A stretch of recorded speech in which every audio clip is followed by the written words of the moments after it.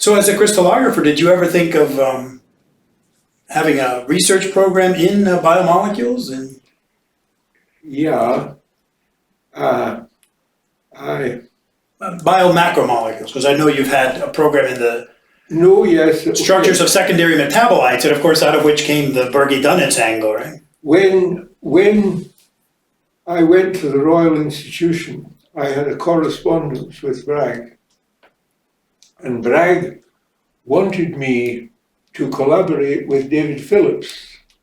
Bragg wanted to continue his X-ray proteins at the Royal Institution, and at that time, to tell you the truth, when we were having this conversation, we didn't even have a good crystalline protein. A few years later, David Phillips, of course, got lysozyme and made a big, but that was 10 years later.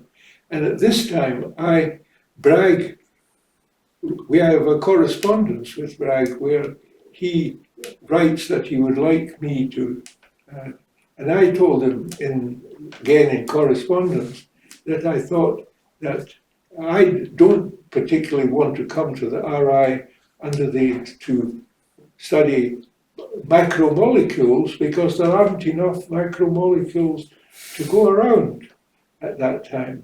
And I said that I said at that time, remember, they didn't even know the structure of heme. Right. Yeah. So I said I would be more interested in taking important elements of protein, separating them out, crystallizing them, and so on. And so I would love to come to the Royal Institution. I would like certainly to discuss problems of this kind with David Phillips and Uli Arndt, but I want to do something else. Sure. So I did, and it was okay. I remember you gave a group meeting once, in my group meeting, and one of the students commented or asked you whether the Dunitzs Angle, which is so commonly well known by organic chemists, whether you consider that to be your top accomplishment. And you said no. So I'm curious, what do you consider to be your top accomplishment? If one could say that, because you've got many to your name. Yes, I can't think of any one that particularly. I think I have. But it wouldn't be the Dunitzs. Considerable number of, what I would say, minor contributions. I don't think that's. You're too modest. I don't think that's that the recognition that I mean the importance of that is to emphasize the role of when one molecule attacks another, that the angle at which they approach each other is vital, very important. But organic chemists use this every day. Yes, of course. Even the very young. Yes, so it encouraged organic chemists to think about reactivity in taking this into account. But I would say compelled more than encouraged. Okay. Because explaining all sorts of reactivity is only possible by knowing the Dunitzs angle. Mm-hmm. Although you had an interesting story about that as well, that you think that it would be much more difficult to identify that angle today because there's so much more data. Yes. You'd be inundated with data, that it would get lost in the noise. You still feel that way? Well, it's a possibility I mean, the way it came about is I have a good memory. An excellent memory. And when one day Hans Burgi came. Who was your student at the time, right? And he was already, I think he was already independent. Okay. In inorganic. But affiliated with your group? He had been my PhD student. Okay. He had then gone to America and had spent a couple of years with, not Lipscomb, at Michigan.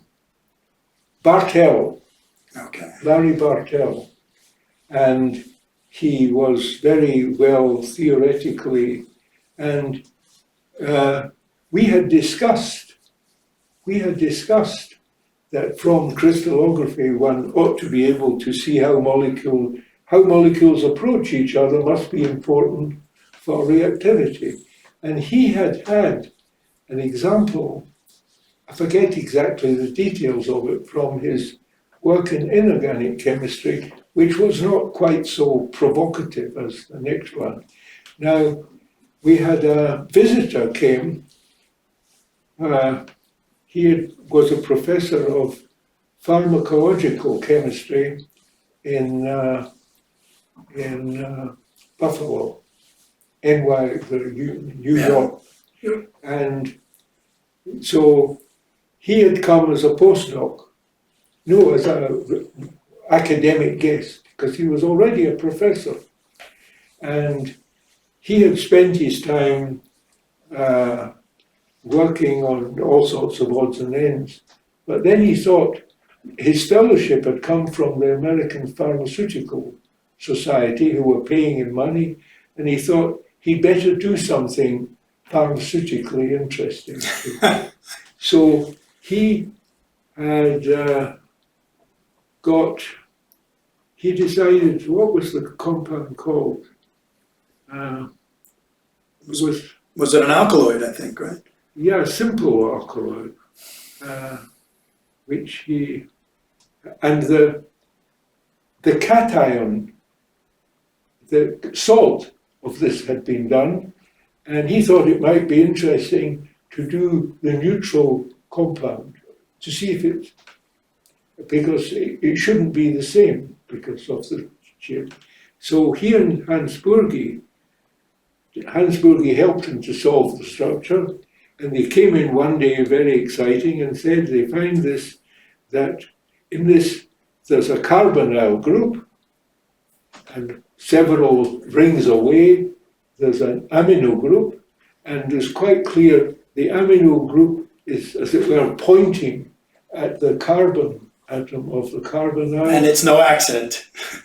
But the distance was about 3 angstroms. But coming, and they said this looks quite likely that.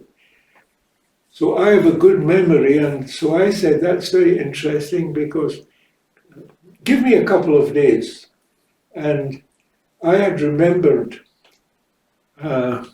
similar things, and I produced another 4 examples of some of these macrocycles, right? But with different distances. And we could see from this that as the molecules came closer together, that one became more, the carbonyl group was becoming ever so slightly pyramidal. And lengths were changing. With the carbon pointing towards the nitrogen. So this is what we wrote as the first, this was the first paper of that kind. And the angle, of course, is the angle which is going to end, or close to the angle, is going to come up with. But that wasn't, he had also, at the same time, shortly after this, he had gone on a mini sabbatical to Strasbourg, and they had done some calculations on it, quantum mechanical calculations.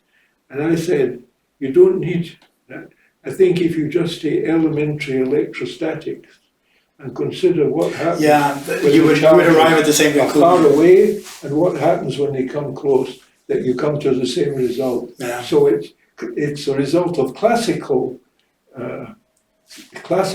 electrostatics. You don't need quantum theory. It's still a brilliant idea. You've always had these creative ideas. I remember this paper that came out in the 90s. Was it the SN3 reaction? Right? It was a JACS, I think. And the SN4. And the SN4. Yeah. It was a JACS full paper, I think. Well, the nice thing about that paper is the title. Oh, see, you've got a better memory than I have. I don't remember. Well, it says, because SN occurs with 2, 3, and 4.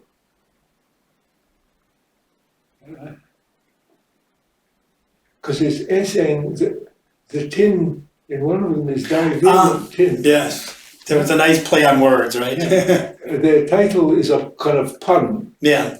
And the JACS allowed me to publish it. Oh, it's a great paper. Mm. And I'm always, when I'm writing a paper, I'm always telling my students this important lesson that you taught me about the first sentence in the introduction and the second sentence in the revision. What is that again? What?